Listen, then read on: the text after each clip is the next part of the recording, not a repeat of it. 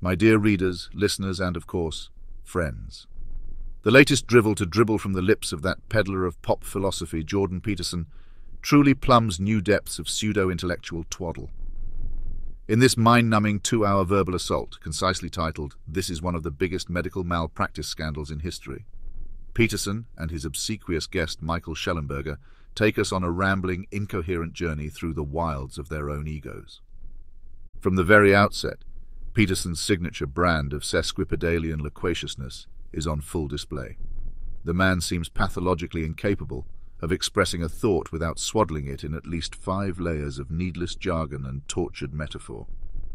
He pontificates at excruciating length on topics ranging from biblical hermeneutics to Jungian archetypes to the supposed end of the Enlightenment, all with the unearned confidence of a freshman philosophy major after his first bong hit. Peterson's bloviating is enabled at every turn by Shellenberger, who seems to have mistaken sycophancy for intellectual discourse. His contributions to the dialogue consist mainly of fawning agreement with Peterson's every utterance, punctuated by the occasional softball question designed to tee up another interminable Peterson monologue. But perhaps the most galling aspect of this verbal atrocity is the way Peterson and Shellenberger cynically exploit the real suffering of trans individuals to advance their own ideological agenda. Under the guise of concern for the children, they engage in blatant fear-mongering and misinformation, painting a lurid picture of a medical establishment overrun by psychopathic narcissists, hell-bent on mutilating young bodies.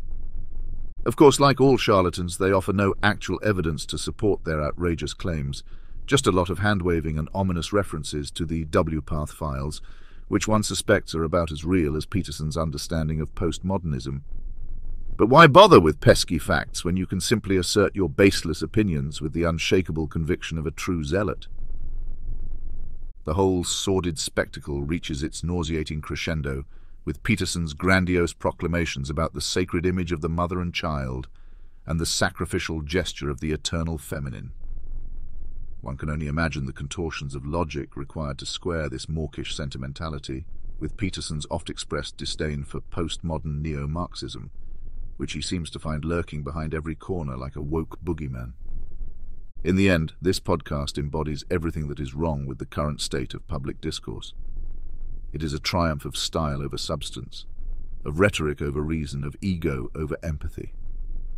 If this is the level of intellectual rigor we can expect from the self-appointed guardians of Western civilization, then God help us all. The only saving grace is that mercifully the torture eventually comes to an end, but not before Peterson has had the chance to plug his latest ghost-written cash grab and Shellenberger has finished polishing his master's boots with his tongue. One can only hope that listeners have the good sense to seek out actual experts on these complex issues, rather than a pair of preening dilettantes more interested in stroking their own egos than engaging in serious inquiry. In short, this podcast is an absolute abomination, a festering pile of pseudo-scientific claptrap and moral grandstanding that should be launched into the sun at the earliest opportunity.